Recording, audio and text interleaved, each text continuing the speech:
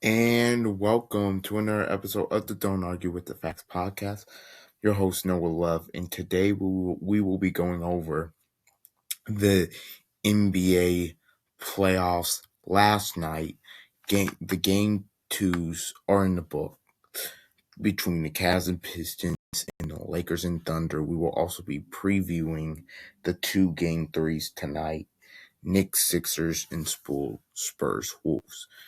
So without further ado, let's get straight into this. Please like, comment, share, subscribe, do what you gotta do, get the podcast out there.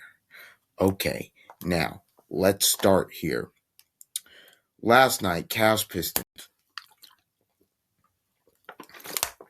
The the Pistons take a 2-0 series lead over the Cavs. 107-97. Let's keep it plain and simple. The Pistons, Kate Cunningham with 25 in the game. I thought the Pistons, again, the multiple guys scoring. You get in this game 5 guys in double figures. Jenkins off the bench with 14. Obviously, Cade had the 25. He was very efficient as well. You had Tobias with the 21, Duncan with 17, Asar with 10. Detroit, since that game 4 against Orlando, they've come alive. They've woke up.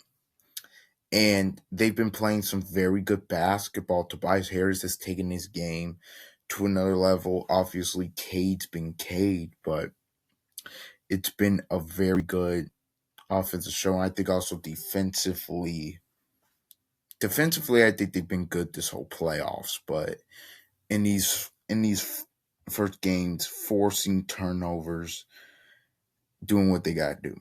I said the key for the Cavs to win is you have to cut down on the turnovers. They had about 20 in the first game. They had 11. They didn't get a lot from Mobley. First of all, this is 9 points, 1 rebound. Are we serious? 1 rebound.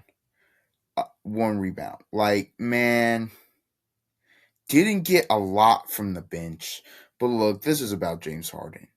37 minutes, 10 points, 3 of 13, 0-4 in 4 turnovers. Like, another bad game. I actually thought Mitchell played really well. He had 31 points, 11, 24. Could have shot the 3 better, but I thought this was his best game in about a week and a half. Or almost 2 weeks since the game 2 against Toronto. I think it's best game since that. He was really good.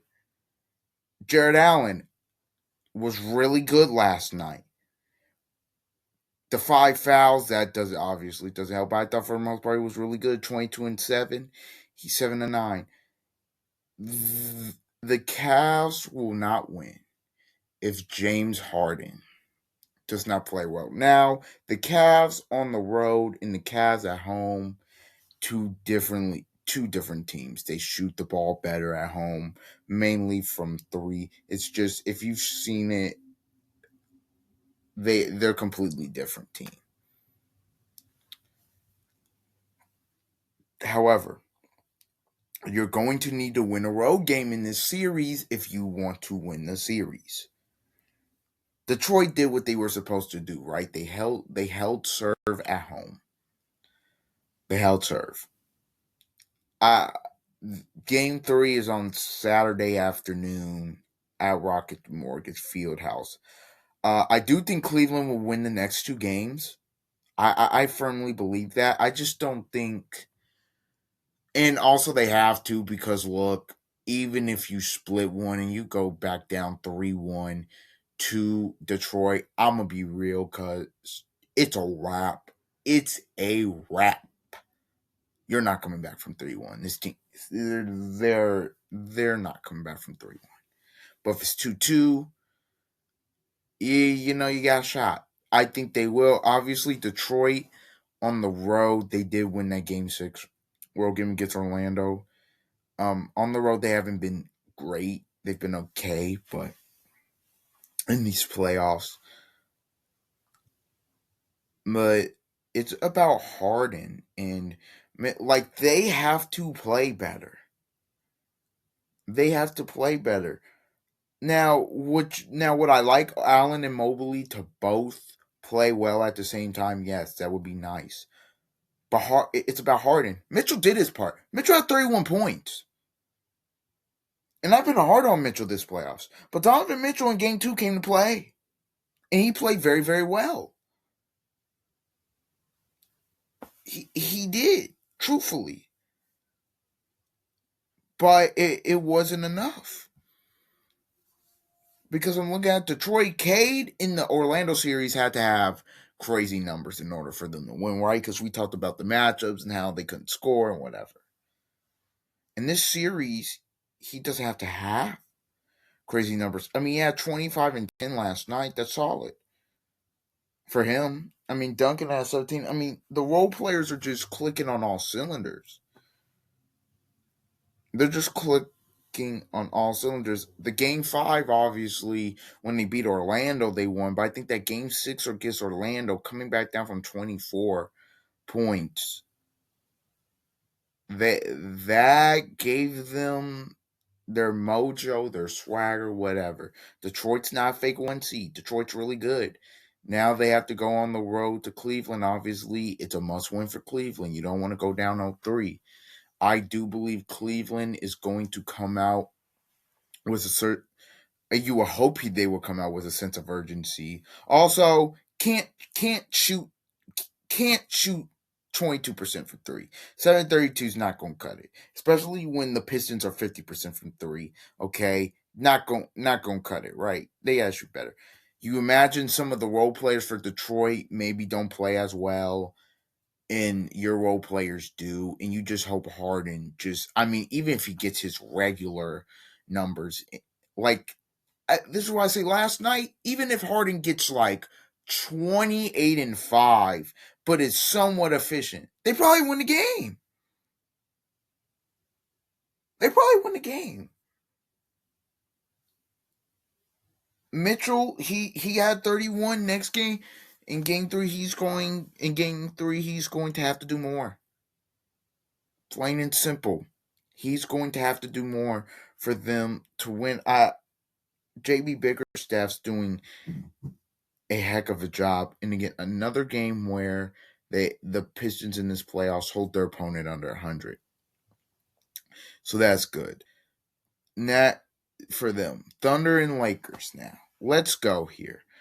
We're just gonna get into it about the ref talk. The clip has surfaced where Austin Reeves and the whole Lakers team is having a conversation with the refs and everything. Number one, I just want to make this clear.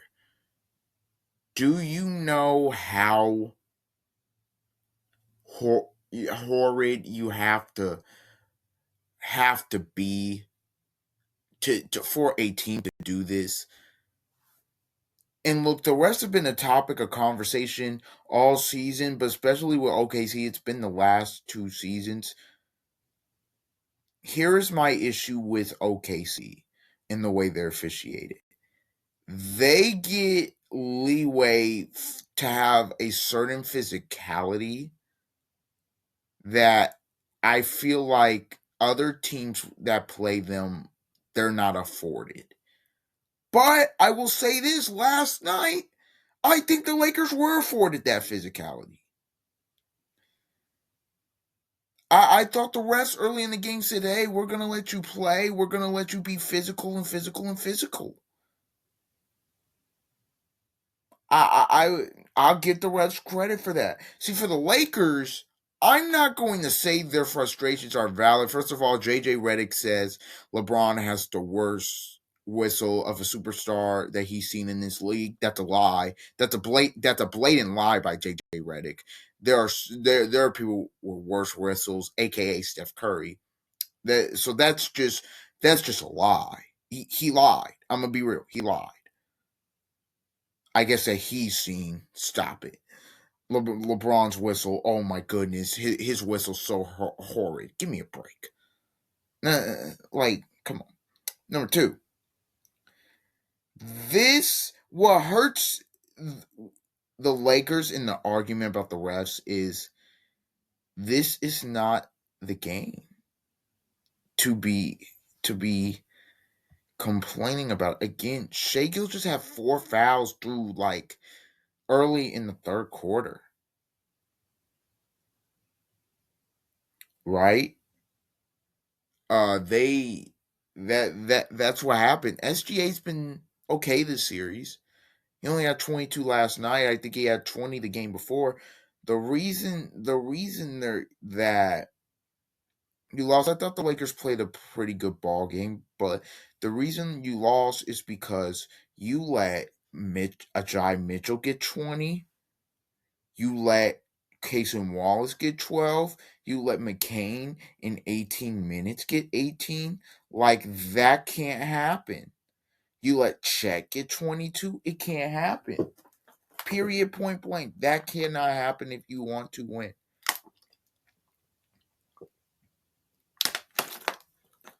OKC, they just that late third quarter, the fourth quarter stretch, they just buried them there.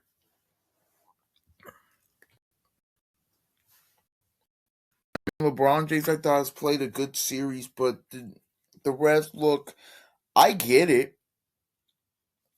The way OKC is ref, because to me, like, look, as a competitor, if there's a certain advantage I get against you, I'm going to use it. I would tell the league and the rest, stop calling it. When Shea flops and whatever, and he's trying to draw a contact, don't call it. Get up, get back on defense. Don't call it. When Shea's doing and he's pushing off, call an offensive foul.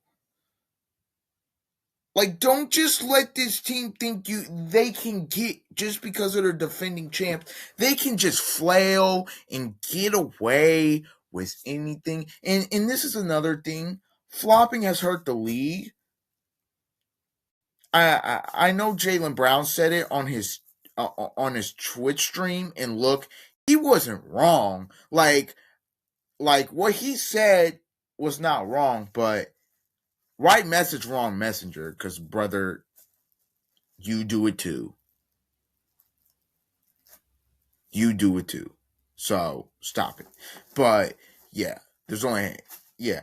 Hey, this league has resorted to flopping. You look at the best players in the playoffs.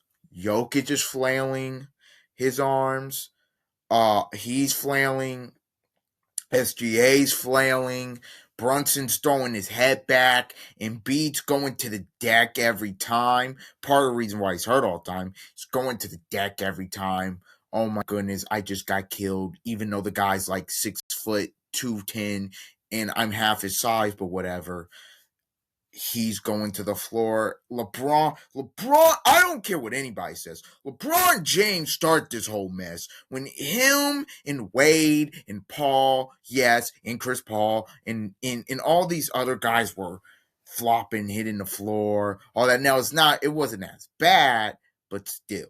The only star players that I've seen that don't do it are Wemby and Ant as so far in this playoffs. So far, that's just what I've seen. Maybe Maxi doesn't do it like that, but that just what I've seen. So don't give me that. And people will be like, "Oh well, when Luca comes back, Luca does it too. He's the worst one. He complains when he doesn't get a call. Luca would do it too. So I just no.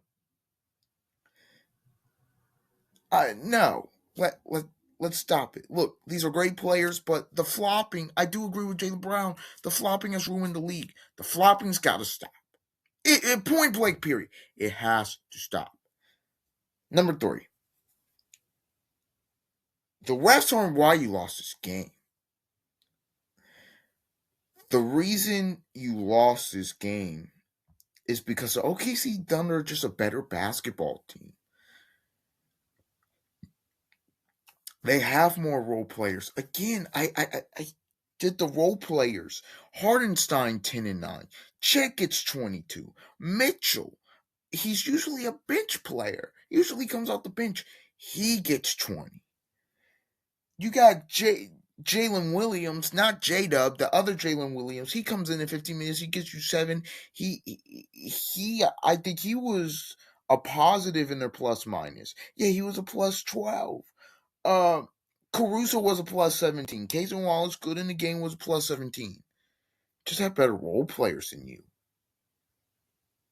I mean, Jared McCain, Philly, sure. I don't know what the deal was in Philly, but he gets to OKC, 18 points, 7-11, 4 5 for 3, does it in 18 minutes. Very good. The Thunder are just better. That's what it comes down to. They are the better team. They're the better team. I said it. Can the Lakers get a game? Yeah, probably. I know how they felt last night in terms of, well, we're already undermanned, and I guess they kind of feel they're already better than them in a sense. Don't let don't give them another advantage, but yeah, that's just my take on it. Look, the Thunder win the game 125-107. Like, the Thunder are just the better team. That's what it is. Last night is not the night to be complaining about the refs. I've watched OKC. There have been worse nights. Other teams have had worse nights than that. Nick, let's get into the 2 game threes. Knicks Sixers.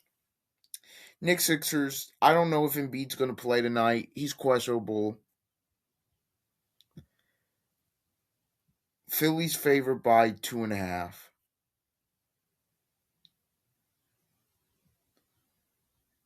But I don't know. I have to. I'll find out to see if he is. The Joel Embiid's going to warm up and see how he feels. Okay. So he's questionable. OG Anunoby has a right hamstring string. He's questionable as well. If I were to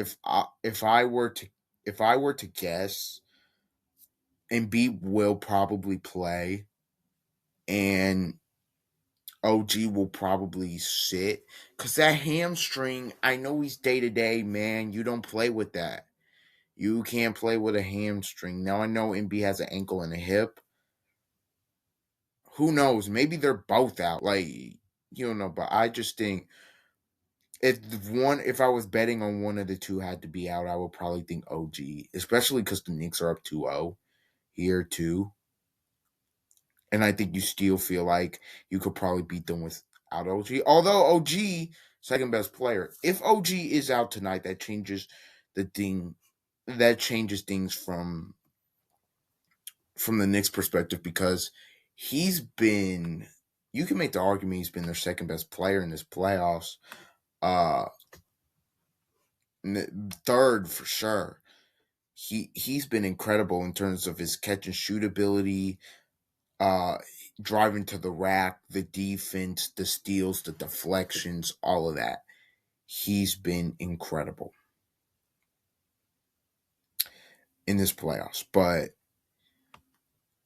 who would get the start? Have no clue. Would I imagine would they go to Diarra or something like that? I don't think they'd go to Towns and Mitch. I think they keep Mitch on the bench. I don't know what lineup they go to. It will be. I thought in game 2 the Sixers they played a very good basketball game, but they ran out of gas at the end. I thought Edgecombe, George, Maxey. I thought the Sixers. The one thing I'll say about Joel, the Sixers play faster when he's not in the game. Now that doesn't mean they're better, But Maxi gets the ability. Maxi wants to go fast. That's the speed he wants to go. With a beating game, can't do that, and he will have to adjust his game. I do think at home, I always say the role players play better. Obviously, it's a must win for Philly down 0-2, but if you are, if you're the if you're the Knicks tonight, and if I'm Jalen Brunson and Carl Anthony Towns, I'm like, look, I'm trying to get up 3-0, and I'm trying to get this over with, right? Because if Philly wins game 3 and with without Embiid or something, and then Embiid comes back for game 4 and they somehow win again, now we're in a long series. Now it's going 6 bare minimum. So if I'm the Knicks, I'm trying to win at least one or two of the. If I don't think they'll sweep them, but I'm trying to win at least one of these games. Go back to New York, end it in 5, get some rest for the conference finals if I can, because who knows what happens to Detroit, Cleveland. But if I'm the Knicks, I'm trying to get this over with. Now, if I'm Philly tonight, it's going to be about the desperation. Maxey has to be on, Edgecombe has to be on, George has to be on. They're obviously their pick and roll defense was a little bit better. I would say because you can come up and because you could if Drummond. I'm not saying you switch Drummond on, but you could do that. Or if it's Bona or whoever it is, you could do that in terms of, or they can show, trap, whatever. You're just not going to be in drop coverage. Like, I look at game 2 and I say that's just a missed opportunity for a Knicks, where it's a game that you could have won. It's a game you could have won. Again, Brunson plays okay. The bench isn't great, but late in the game they were just able to get defensive stops, and the Sixers just could not hit a shot. They went cold.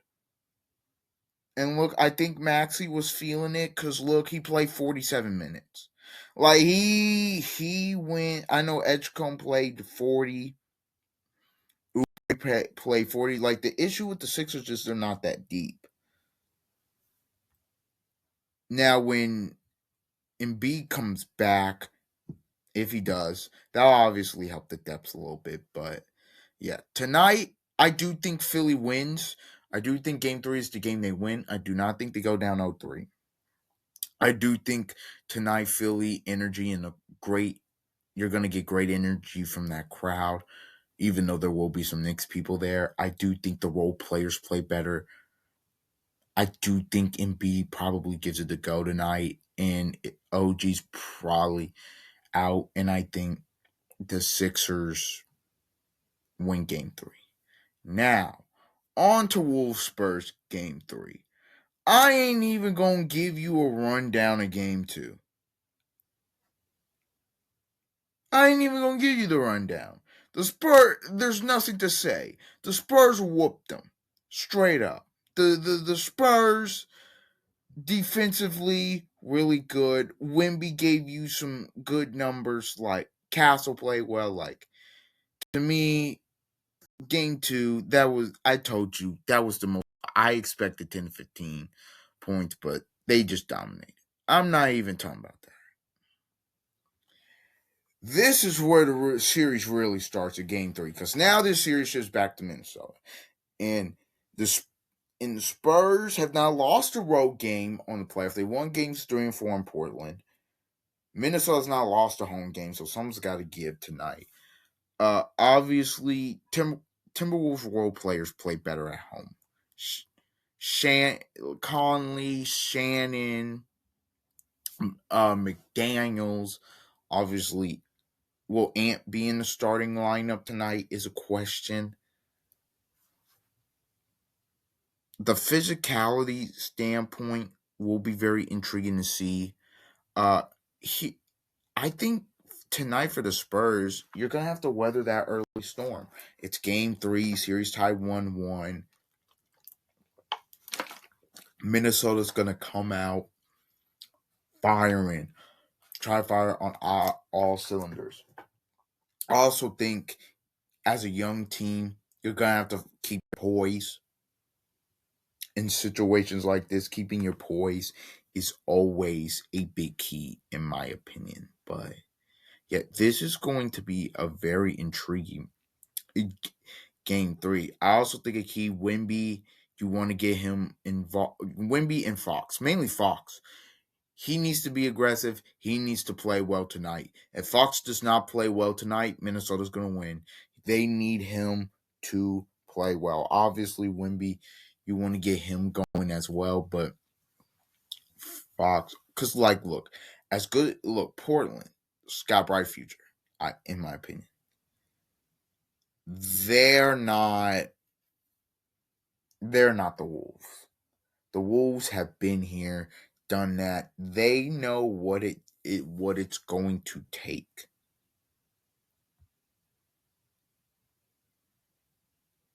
to win this series. They know what it's going to take.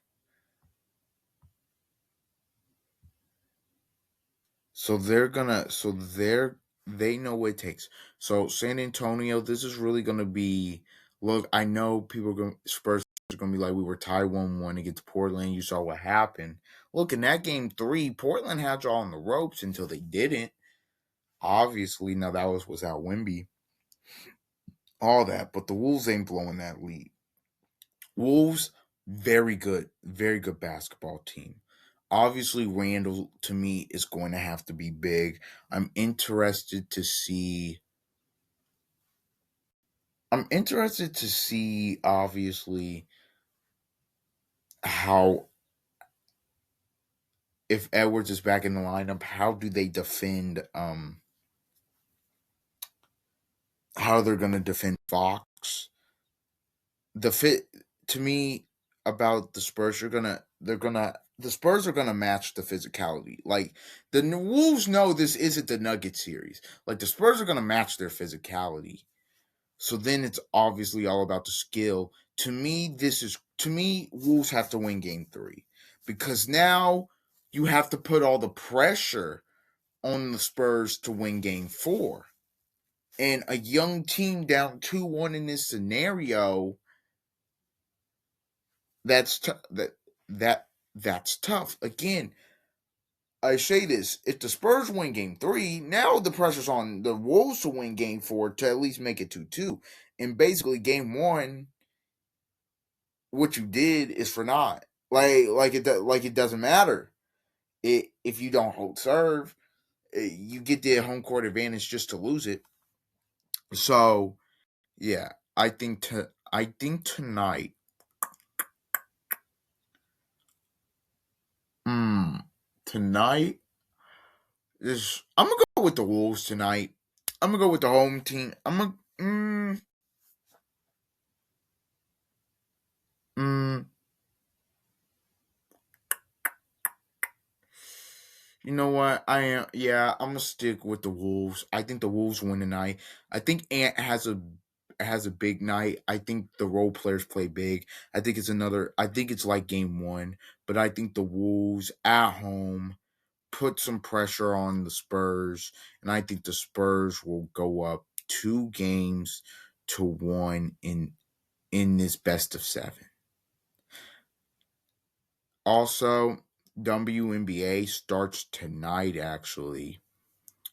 But tomorrow, there's obviously Paige Beckers versus Caitlin Clark, Wings versus Fever. That will be that will be very intriguing. I will be watching that, and then going to the NBA playoffs. But yeah, the WNBA, I'll cover some of it, but this year because I do think the season will be very intriguing if Clark is healthy. Obviously, the Wings, the Liberty, the Aces, it shout Mercury. Don't forget about the Lynx. Like it should be a very intriguing season on that hand. All right, everybody. This has been another episode of the Don't Argue with the Facts podcast. Please like, comment, share, and subscribe. And until the next time, see ya.